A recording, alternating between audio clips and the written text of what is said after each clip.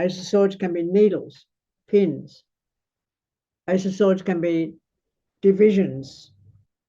It can be, if it turns up with the Eight of Wands, for example, it's going to be a property divided into two, or two titles to do with the property.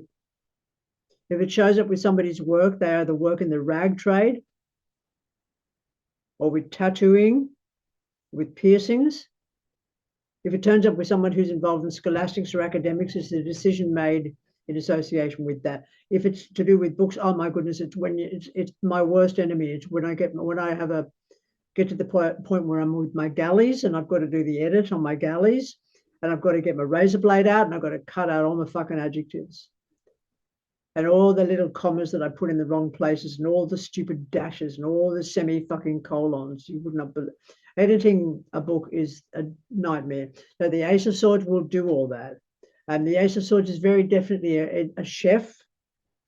Anybody working with hairdressing, this is your cutting tool. It's a funny one when it turns up with the relationships, because when it turns up with the Two of Cups, it's like the board down the middle of the bed with a couple that wants to stay together, but it's not having sex anymore. It will show up with injections. And you know what that's got to do with. I'm not going to get us banned from YouTube again by even mentioning it, but that's what this is. King of Swords is generally an air sign person, Aquarius, Gemini, Libra. I don't particularly like gendering tarot anymore, but very often it'll do it. And I've just got to shut up and suck it up and not be sort of politically correct. But it's an air sign person, Aquarius, Gemini, or Libra. It can also be a highly intelligent human being. But considering we just came with the Ace of Swords, I'd be really worried about what he's got in his hand if I were you. And this is an acupuncturist, which is also going to turn up with the Ace of Swords. The Ten of Pentacles is usually called the House of Money, but it's not through a government body. It's not a bank. It's not a building society. Not unless it turns up in Binah in the Stargate map. If it turns up in the Binah, it's usually a building society or a credit co-op rather than a bank. Banks are just going to show up with the Emperor card in Binah, by the way. Usually, they're such an institution. Rented or leased spaces. You get this if a person's wanting to take out a lease on a retail business. Oddly enough, it's also going to turn up if a person's traveling to Europe and they're going to go to places like Madrid or Spain or parts of Greece, parts of anywhere where there's a medieval architecture. It'll also turn up as investment properties, but if it's with investment properties, you're going to get the Ten of Cups turn up with it. Five of Swords is quite obviously an argument, conflict. When it turns up with the Five of Wands, that's interesting because it's a strike. Five of Swords with a Five of Wands will also be on-street protests. Five of Swords, if it turns up with an Ace of Swords, it's a military person, or even if it turns up with an Emperor card, it's a military person turning up in the sphere of Devara on the tree, which of course is associated with Mars. It's going to be a fight. It's going to be quite often a violent fight. It will turn up with violence, particularly if it's got the Ace of Swords with it. If it turns up with the Tower, with the Devil, any of those Dark Night of the Soul type cards, it's big trouble. Seven of Wands is going to turn up when there's a property deal going down, but the Seven of Wands is the auction. The Seven of Wands will always turn up for a school teacher. Particularly if it turns up with an Emperor card. Emperor card has to do with government, hospital, or educational bodies. Depending on what it's being taught, it's going to turn up in groups of threes, in groups of fives. This is why you never read one card at a time. It'll turn up in relationships when a person's doing all the talking and no one's necessarily listening, because you don't see the other people with the wands down there. You just see the one who's taking the higher ground. King of Pentacles, Taurus, Capricorn, Virgo man, or an earthy farmer, Bob the Builder type person, male or female. Very often, and it'll just come out of my mouth. I'll go, oh, you're going to have sex with a carpenter. And they'll go, I already am. I don't know why these things happen, but they become very common after a period of time.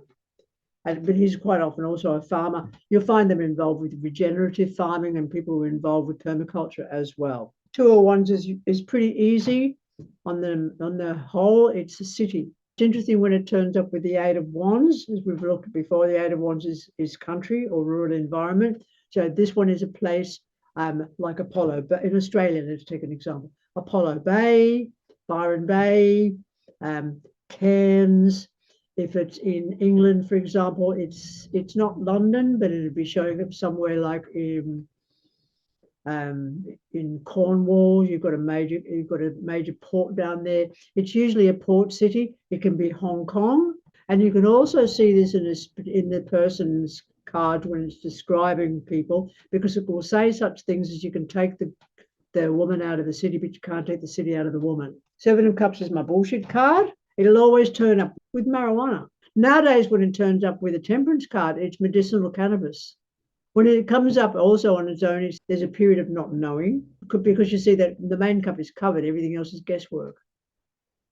If it turns up with a moon card, it's insanity.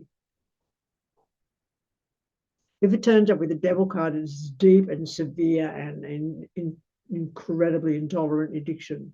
If it turns up in relationships, particularly when there's court situations going down or there's matters to do with custody, etc., there are lies afoot. Very often it's going to turn up with the Seven of Swords if there's lies afoot, because the Seven of Swords can be sleuthing. It actually can be beneficial to your clients. And sometimes when it turns up in a question and answer, I'm going to go, don't tell them everything. You can talk your head off, but just don't tell them the truth. So it's not a matter of lying so much as it can be evasion, when a person talks and talks and talks and says nothing. The other thing I'm very aware of with this card is when a situation occurs that you start out in conversation with somebody, and then within 20 minutes, half an hour of the conversation, you are excluded from the conversation. So it is no longer a conversation. You end up being a fucking wall. To make people not like you, you say, can we just stop now and you start paying me?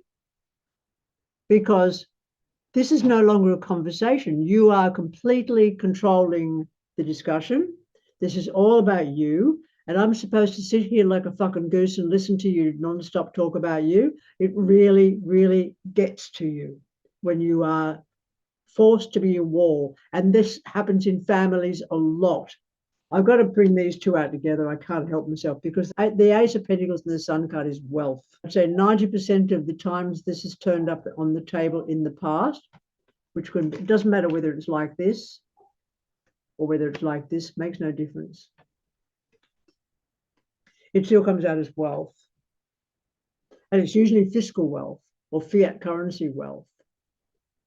These will turn up when there's shitloads of money coming in. And similarly, I did a reading for a person named David Addenbrook, who was living in Lennox Head. He was a multi-millionaire. He used to run a bookshop called Pendragon's years and years ago in the 1990s. And he sort of wanted to be a stand-up metaphysician, that's a quote. And he ended up wanting to read tarot, but everybody he was reading tarot for kept coming back to me and said all he did was talk about himself in the reading. It's okay to give anecdotes when you've been doing this for 30, 40 years. It sometimes helps, but the rest of the time you've got to just shut up and say it like a spade. It's sort of that simple. And he said to me, back in the day when I was Lai, he said, Lai, you should be a wealthy woman. And I was so fucking confused, because I said, I am. So I didn't have money, but I had a fabulous coven. I was directing Jesus Christ Superstar. I was living the dream in Byron Bay. Everybody was as honest as they possibly could. Wealth also is the ness of who you are and how you interact with people. But the majority of the time, these two cards come together and they're talking about money, and a lot of money. But the expression a lot of money is your client's expression, not yours. My idea is a lot of money is $80 that I don't have to spend on somebody else. Somebody else's idea of money is going to be in the $3 or $4 million range. Whatever it is for them, it's going to be their wealth, not yours. But that's what it is. On its own, Ace of Pentacles, it's money. It's the roots of the powers of money for sure. But it also will turn up with the Strength card for stone. It'll also turn up with the Strength card for desert. It is rock. People who work with clay. It's very much that very solid earth phenomenon. Now, it can also represent the loss of money depending on what it falls with. Like a couple of you tonight have had the Eight of Cups. If you had this and then you had the Eight of Cups and you ended up with the Five of Pentacles, it's going, you thought you were going to come into a whole lot of fucking money, and weren't you disappointed? You ended up broke. And you're saying it like it's past tense, but it hasn't happened yet. But it will happen. And then it's past tense, isn't it? Then the Sun card Sun card means success.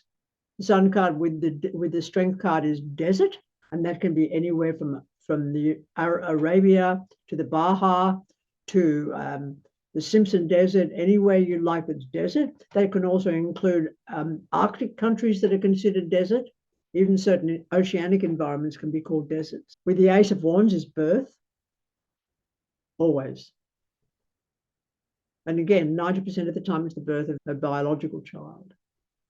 If it's got a lot of business around it, it could be the birth of the new idea. Then it's going to be different, but it's still got birth with it. It does represent children very definitely. The first time I saw IVF, this turned up with the Ace of Swords. And I was trying to work out what needles had to do with children. IVF wasn't all that terribly well known in those days, but it was the beginnings of IVF, and therefore the Ace of Swords was also, and please remember this for your notes, the Ace of Swords was the pipette. The sun card is not always productive. The sun card turns up with the Tower. It's a blazing summer, brutal. Okay, that'll do that. Any questions? Again, it depends on what they fall with. No cards read on their own, please. Always, you just let your eyes scan the map. And interestingly enough, it's quite weird because some people that will have these really intense readings, you'll find one little area that you may consider, or I might consider, quite banal and uninteresting. And then when it happens to that person, it blows their fucking mind, because it's usually the one thing that they didn't expect. And that unexpected phenomenon is that which graces the reading, because if they know that that one thing's already happened, the rest is going to happen. I do ask you to be careful with this. I'll put these with my done cards. My warning to do with any of you, if you want to go into reading tarot professionally, is that people will think you're their psychiatrist, and you're not. And they're going to want to contact you in your private time. They're going to also try and rip you off financially. When you're doing this work, this is a profession. This is not something you can do as an amateur, because you can't read your own fucking cards. And I have seen people they'll throw out one map. They don't like what they see, they'll put it away, they'll throw out more. They don't like what they see, they'll put it away, they'll throw out more. Everything they put back in the pack is going to happen. So they can do that 10 times until they see something they like, but they might end up as 94 when that event happens. And in the meantime, everything else is happening. I don't do people that are family. I don't do myself. I don't do very close friends that I know too well. And after a person has been 4 or 5 times for a reading, I stop doing them, because I can remember what I've read before, and I've lost my objectivity. The best thing you can do is read for strangers, but you're not their psychiatrist. And I'm having real trouble with one at the moment. I've got a woman on the edge of suicide. She's so fucking close. And she keeps trying to contact me, and I've got to be very politically and very compassionately careful as to how I deal with. She wants another reading, another reading, another reading. I've spoken to her mother. I go, you have got to stop your daughter contacting me. I've actually said the same thing. I can't say her name because some of you may know her, but she's right on the edge. And I've got to be kind, but I've got to be clear, because I have been in the situation in the past that I can call the Messiah complex, where you think you can help everybody and you can't. Your job is to tell what you see. That's all.